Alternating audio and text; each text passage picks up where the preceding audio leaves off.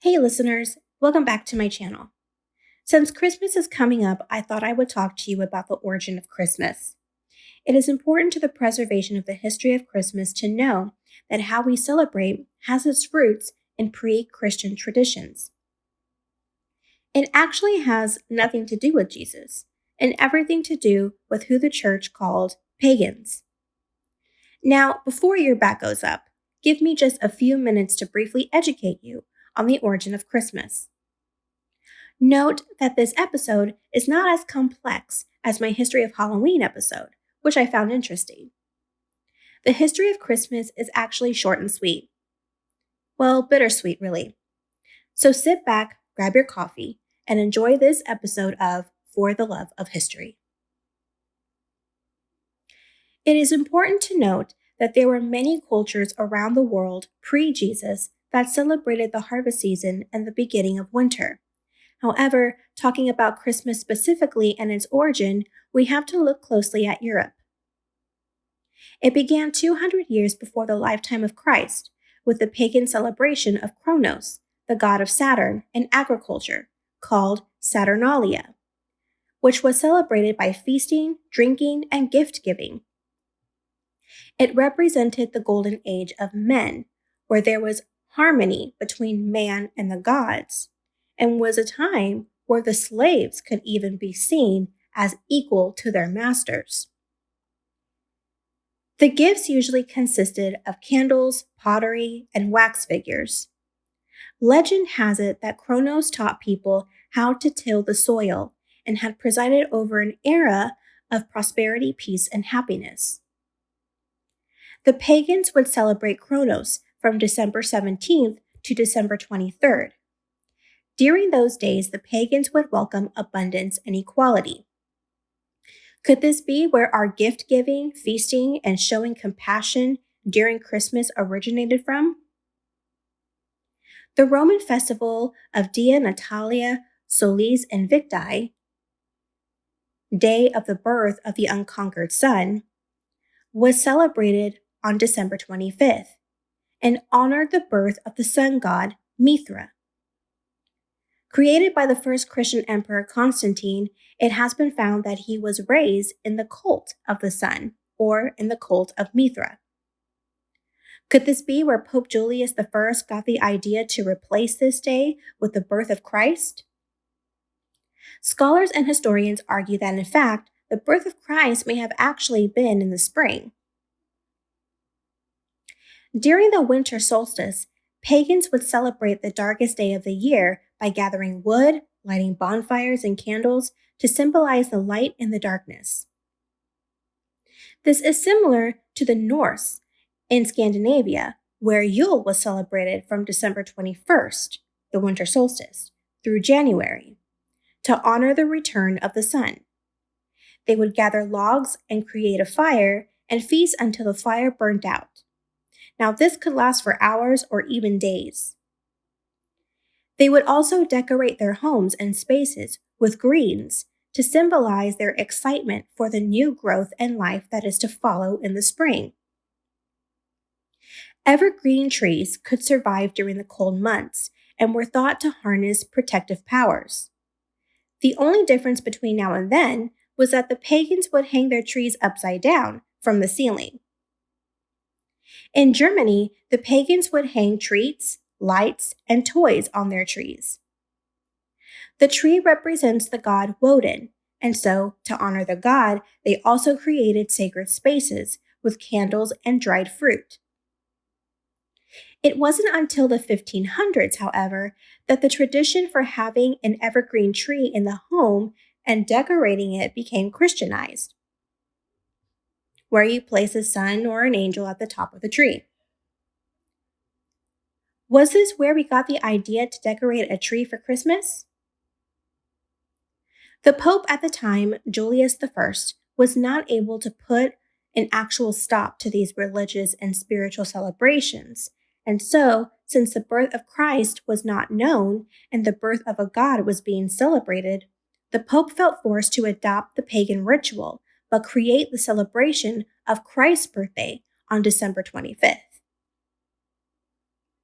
Sadly, by the end of the 16th century, Christianity had mostly replaced the pagan religion. According to historian Bruce Forbes, he stated in his book, Christmas, A Candid History, that these days people assume that Yule and Jule are simply another name for Christmas, and many dictionaries define the terms that way, as in the feast of the Nativity of Jesus Christ. However, the terms Yule and Jule clearly existed in the region before Christianity arrived, associated with the winter activities of some sort, although scholars are not exactly sure what the words mean. One theory argues that it means wheel, referring to religious animal sacrifices and or winter banquets and celebrations. Only later did the words Yule and Jule become associated with Christmas, the imported winter festival. He also states that Jule observances was fire.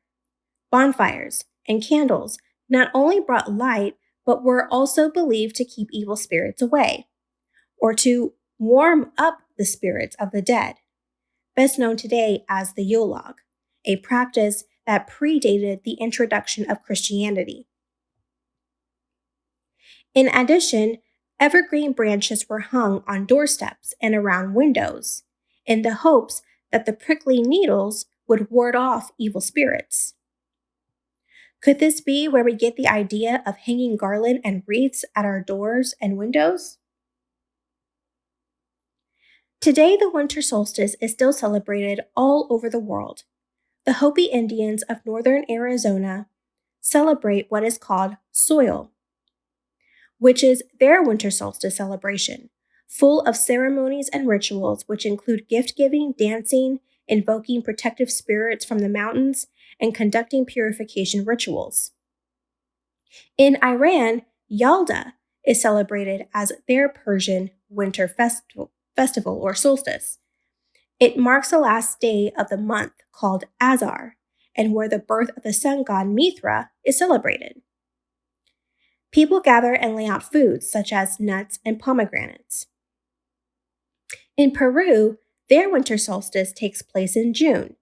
They celebrate and honor the Inca sun god, which included feasts and animal and or children sacrificing, unfortunately. Post-conquest, it was banned. However, it did return sometime in the 20th century, minus the sacrificing. In China, they celebrate their winter solstice called Dongzhi, or the arrival of winter. It is usually a time to gather with family and reflect back over the year. This usually falls between the 21st and the 23rd of December. People gather to recognize their blessings and their accomplishments.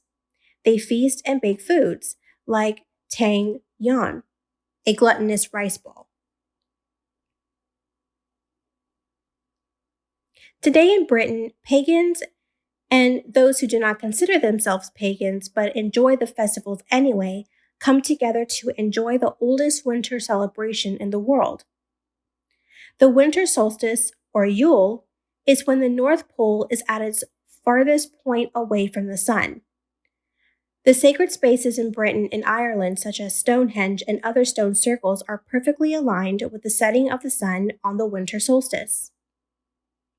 According to English Heritage, a site that preserves the history of England online, states, according to archaeologists, Stonehenge was built the time of the Great Pyramids in Egypt, 4,500 years ago. They help us to understand Neolithic and Bronze Age ceremonial and mortuary practices. These were places to honor the ancestors and mark important moments in the calendar using the sun, such as the winter solstice. It is tradition to light the Yule logs, bonfires, dance, and celebrate the return of the sun. The Celts believed that the sun stood still for 12 days in the middle of winter, and during this time they would light the Yule log. It was lit to banish all evil and bring luck for the coming year.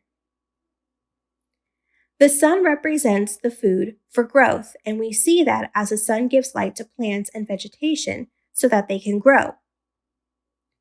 The sunlight is symbolic, representing the promise of more growth, abundance, and prosperity. Now, to throw this out there, this is on another note because I know someone will be wondering, what about the history of Santa Claus? It doesn't have pagan roots. In fact, Santa has his boots and an actual person known as St. Nicholas.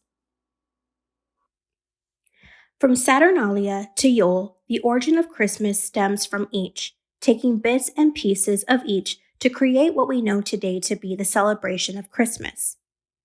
From the evergreen trees to decorating and lighting candles, it's obvious that what we do to prepare for Christmas each December is a ritual that has been practiced since before the birth of Christ.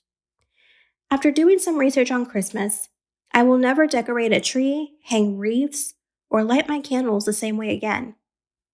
I will remember the old ways and be grateful that I can preserve the history of Christmas in my home. What about you? Thank you so much for listening, and until my next video, keep loving history and stay curious.